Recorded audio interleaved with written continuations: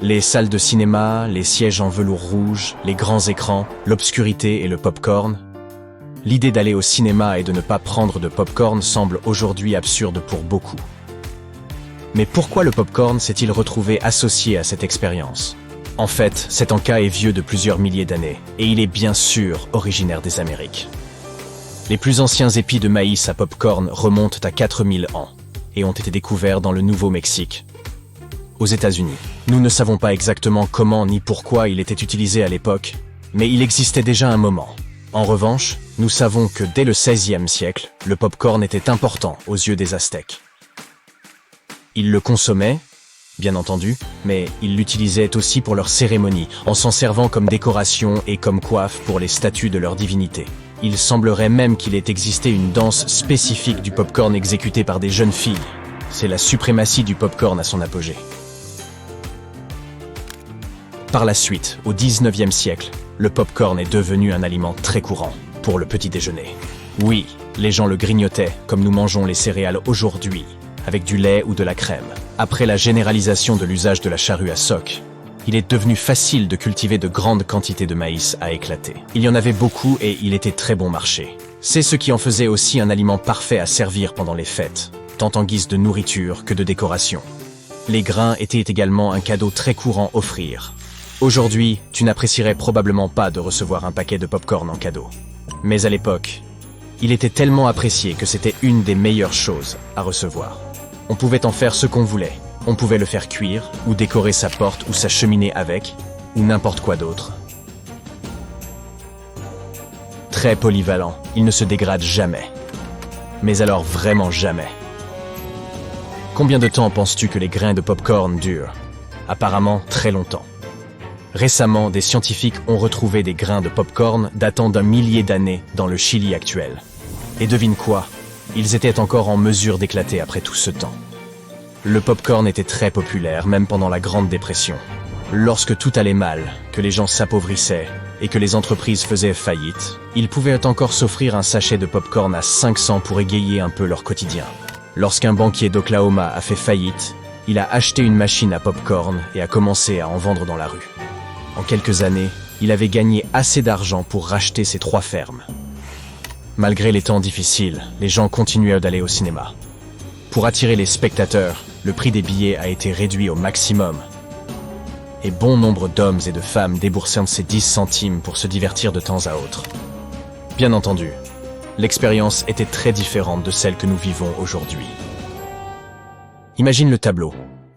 Tu mets ton plus beau costume de ville et un joli chapeau, et tu te rends au cinéma avec ton épouse, qui porte une robe somptueuse et un chapeau fantaisie. Eh oui, pas question d'y aller en t-shirt et survêtement. Après tout, tu vas au cinéma. Le bâtiment lui-même est un véritable palace, avec une architecture reconnaissable entre toutes et des décorations élaborées. Tu prends donc une boisson et du pop-corn et vous vous dirigez tous deux vers vos sièges, qui ont des cendriers en lieu et place de porte-gobelets. Vous enlevez vos chapeaux respectifs et les posez sur vos genoux afin qu'ils ne gênent pas la vue des personnes derrière vous. Le panneau « Mesdames, veuillez retirer vos chapeaux » rappelle à ta tendre moitié qu'elle doit en faire de même. Enfin, les lumières s'éteignent, les rideaux de velours rouge s'ouvrent et vous pouvez voir le grand écran. Le film ne commence pas tout de suite. D'abord, c'est l'heure des actualités. Des films sur des événements qui se déroulent dans le monde entier. Vous pouvez les lire dans les journaux ou les entendre à la radio. Mais ici, dans la salle de cinéma, vous avez l'occasion rare de les voir en images. Ensuite, 1 ou 2 dessins animés suivent, et vous profitez de quelques courts-métrages de Mickey Mouse. Ce n'est qu'ensuite que commence le film que vous êtes venu voir. Alors, que regardez-vous?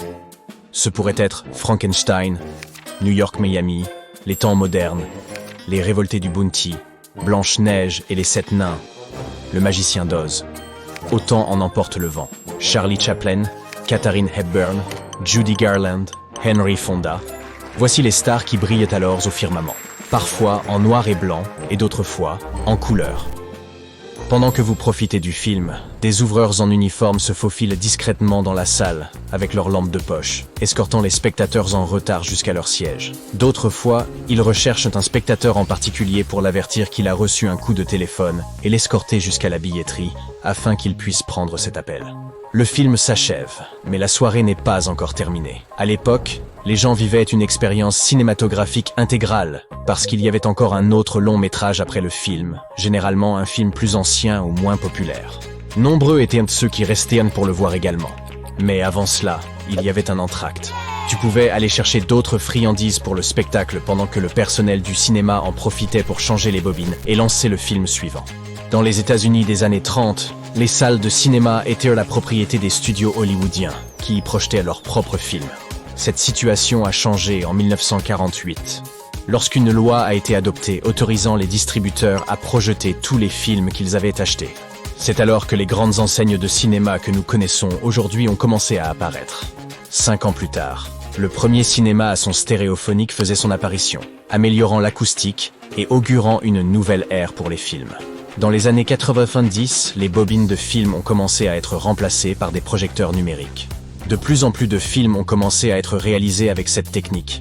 Et tous les cinémas qui voulaient les diffuser ont dû investir dans un équipement moderne qui leur permette de montrer ces nouvelles œuvres. Mais cet équipement était très coûteux, et tous les cinémas n'avaient pas les moyens de suivre, ce qui a entraîné la fermeture de nombre d'entre eux. À partir de ce moment-là, les salles de cinéma ont évolué vers ce que nous connaissons aujourd'hui. La qualité de l'image s'est améliorée, le son a atteint un tout autre niveau, les rideaux rouges ont été abandonnés, le second film a été supprimé, et le prix des billets a drastiquement augmenté.